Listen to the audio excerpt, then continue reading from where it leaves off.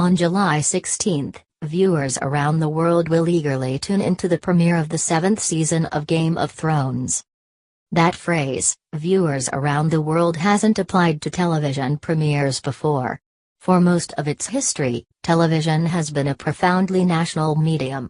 While shows like Dallas, Baywatch and The Simpsons all drew large global audiences, international television trade required delays. A television series could air in different countries, but it often happened months, even years, after it would air in its country of origin. As I explore in my book We Now Disrupt This Broadcast, How Cable Transformed Television and the Internet Revolutionized It All, many of those practices have changed in recent years.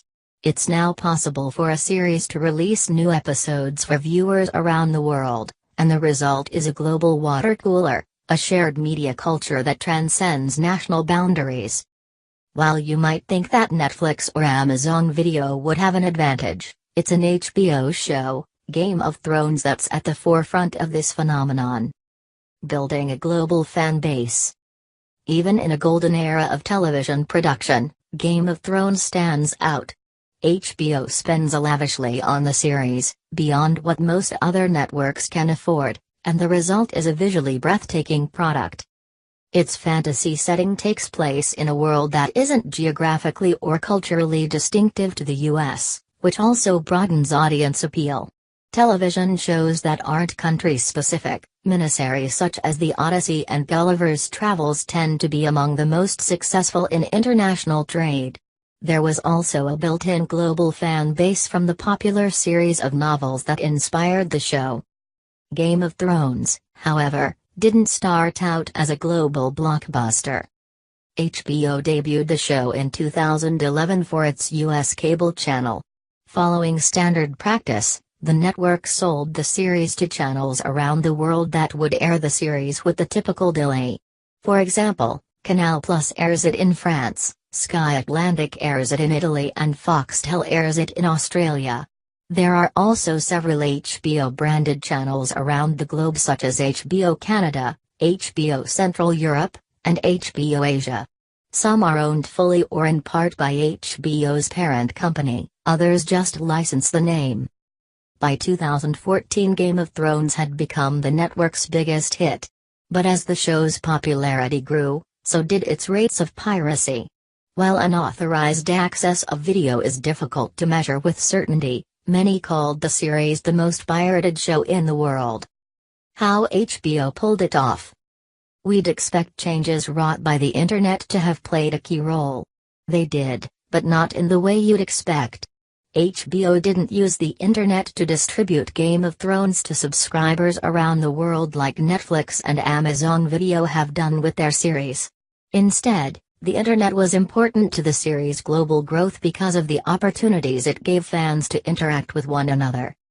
Intricate, surprising storylines on Game of Thrones inspired instant dissection and analysis on social media feeds. This encouraged fans in TV markets outside of the US to seek out unauthorized video sources. It was the only way they could avoid spoilers. While news stories about the high rates of piracy highlighted the popularity of the series, a form of free promotion, HBO certainly would prefer viewers to watch through authorized channels. Eliminating the delay in access was one solution.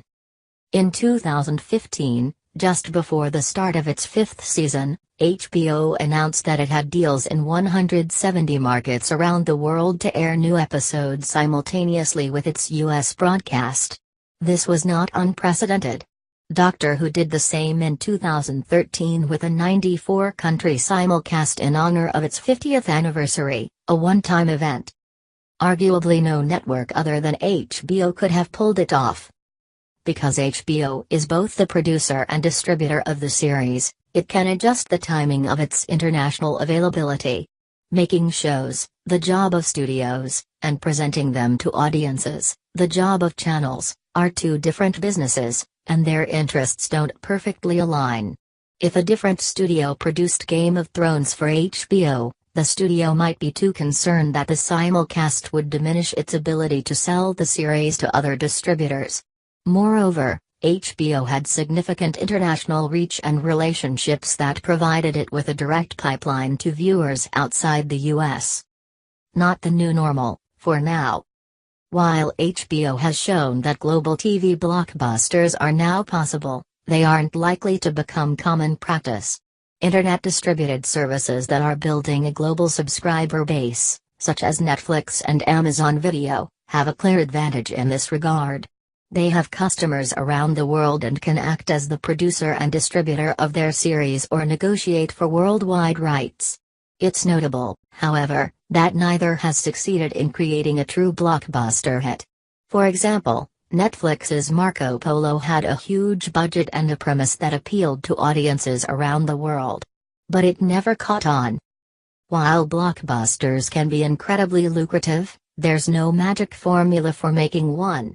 The odds of success are far greater when making series that speak specifically to the cultural experiences of people in individual countries or with particular tastes.